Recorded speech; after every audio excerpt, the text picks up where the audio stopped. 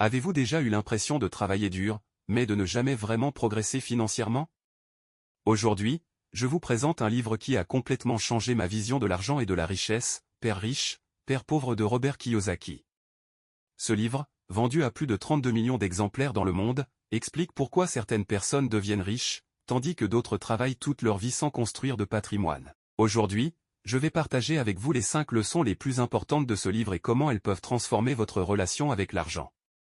Père riche, Père pauvre raconte l'histoire de Robert Kiyosaki qui a eu 2 figures paternelles dans sa vie, son père biologique, très éduqué mais constamment en difficulté financière, qu'il appelle son père pauvre, et le père de son meilleur ami, entrepreneur à succès, qu'il appelle son père riche.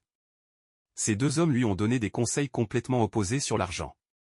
Son père pauvre lui disait, va à l'école, obtiens de bonnes notes, trouve un travail stable avec de bons avantages. Son père riche lui disait, apprends comment fonctionne l'argent et fais-le travailler pour toi. Le livre explore ces 2 philosophies et explique pourquoi la mentalité du père riche mène à la liberté financière. Publié en 1997, ce livre reste incroyablement pertinent aujourd'hui. Il ne s'agit pas d'un guide d'investissement technique, mais plutôt d'une transformation de mentalité sur ce qu'est réellement la richesse. La première leçon fondamentale du livre est que les riches ne travaillent pas pour l'argent. Ils font travailler l'argent pour eux. Kiyosaki explique que la plupart des gens tombent dans ce qu'il appelle la course du rat, ils travaillent pour un salaire, paient leurs factures, dépensent ce qui reste, puis recommencent le mois suivant. Même avec des augmentations de salaire, ils augmentent simplement leur train de vie et restent coincés dans le même cycle. Les personnes riches, en revanche, comprennent que l'argent est un outil. Au lieu de vendre leur temps contre de l'argent, elles investissent dans des actifs qui génèrent des revenus passifs, immobilier locatif, entreprises, actions à dividendes, propriété intellectuelle. L'idée clé ici est de sortir de la mentalité d'employé pour adopter celle d'investisseur.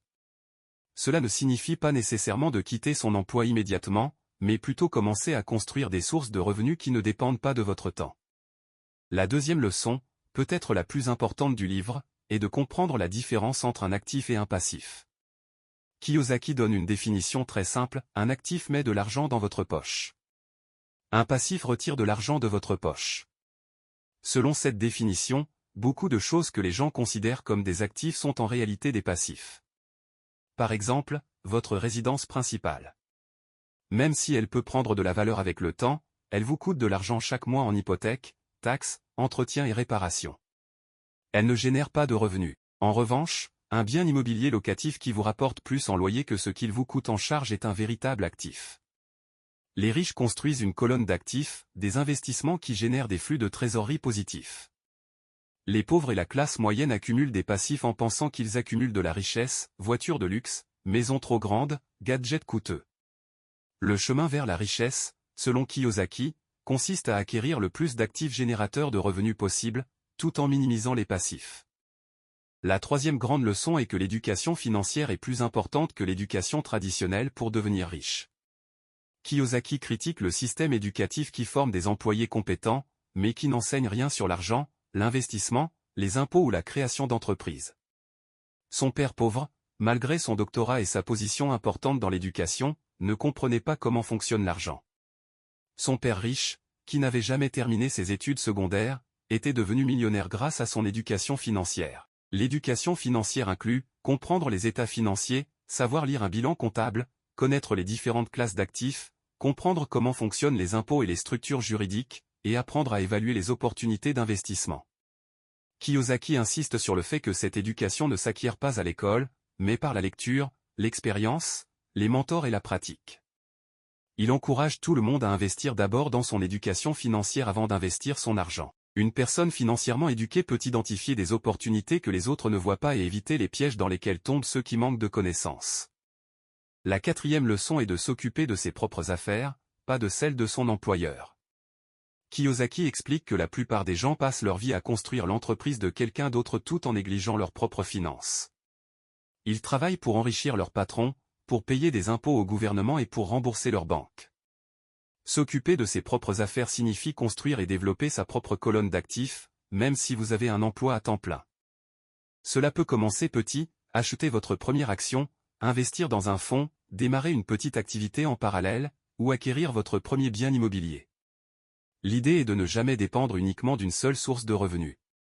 Votre emploi est important, mais ce n'est pas votre affaire. Votre affaire, c'est votre portefeuille d'actifs qui travaille pour vous 24 heures sur 24.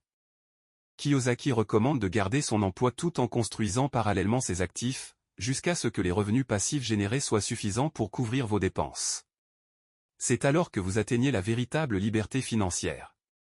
La 5e leçon importante concerne la manière dont les riches utilisent les structures juridiques et fiscales à leur avantage. Kiyosaki explique que les employés sont les plus lourdement taxés. Ils reçoivent leur salaire après impôts, puis dépensent ce qui reste. Les propriétaires d'entreprises, en revanche, gagnent de l'argent, dépensent d'abord pour leurs activités professionnelles, puis paient des impôts uniquement sur ce qui reste. Les riches comprennent les lois fiscales et utilisent des structures comme les sociétés pour protéger leurs actifs et optimiser légalement leur situation fiscale. Ils savent que l'intelligence financière inclut la connaissance du système fiscal. Il ne s'agit pas d'évasion fiscale, mais d'utiliser intelligemment les incitations fiscales prévues par la loi. Par exemple, dans de nombreux pays, les investissements immobiliers ou dans certaines entreprises bénéficient d'avantages fiscaux spécifiques. Kiyosaki encourage chacun à se former sur ces sujets ou à s'entourer de bons conseillers fiscaux et juridiques. La différence entre payer 40% d'impôts et 20% d'impôts peut représenter des centaines de milliers d'euros sur une vie. Maintenant, soyons honnêtes, ce livre n'est pas parfait et a reçu certaines critiques légitimes. Premièrement, Kiyosaki est parfois vague sur les détails pratiques. Il parle de principes et de mentalité, mais donne peu d'instructions concrètes sur comment exactement commencer à investir ou créer une entreprise. Deuxièmement, certaines de ses affirmations ont été controversées.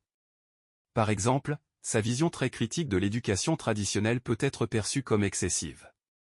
Un diplôme peut ouvrir des portes et offrir une sécurité, surtout au début de sa carrière. Troisièmement, il faut comprendre que Kiyosaki a écrit ce livre dans un contexte américain des années 90. Certaines stratégies fiscales ou d'investissement qu'il mentionne ne s'appliquent pas de la même façon partout ou ont changé depuis. Enfin, ces conseils sont plus adaptés aux personnes qui veulent devenir entrepreneurs ou investisseurs actifs. Si vous êtes satisfait de votre carrière et cherchez simplement à bien gérer vos finances personnelles, d'autres livres pourraient être plus adaptés. Malgré ces limites, je pense que la valeur principale du livre réside dans le changement de mentalité qu'il propose. Ce n'est pas un manuel technique, c'est un livre qui vous fait repenser votre relation avec l'argent. Pour qui est ce livre? Je recommande Père riche, Père pauvre si vous débutez dans le monde des finances personnelles et de l'investissement. Ce livre pose d'excellentes bases conceptuelles. Vous vous sentez coincé dans la routine métro-boulot-dodo et voulez comprendre comment sortir du piège de la routine.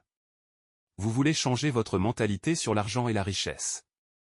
Ce livre est excellent pour remettre en question les croyances limitantes que beaucoup d'entre nous ont héritées de notre éducation. Vous envisagez de créer une entreprise ou de commencer à investir mais ne savez pas par où commencer au niveau de la réflexion.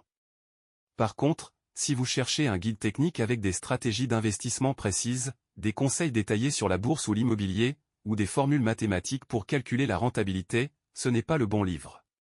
Il faudra compléter avec d'autres lectures plus spécialisées. Conclusion. Père riche, Père pauvre n'est pas seulement un livre sur l'argent. C'est un livre sur la liberté, sur le choix et sur la prise de contrôle de votre vie financière. Les principes que Kiyosaki partage sont simples, mais pas faciles à mettre en œuvre. Il demande de remettre en question des décennies de conditionnement social et de sortir de sa zone de confort. Mais si vous êtes prêt à changer votre mentalité et à vous éduquer financièrement, ce livre peut être le point de départ d'une transformation profonde. Si vous voulez lire ce livre, vous trouverez le lien en description. N'hésitez pas à me dire en commentaire si vous l'avez déjà lu et quelle leçon vous a le plus marqué. Et si ce contenu vous a plu, n'oubliez pas de liker, de vous abonner et d'activer la cloche pour ne manquer aucune de mes futures analyses de livres sur l'investissement et les finances personnelles. À très bientôt.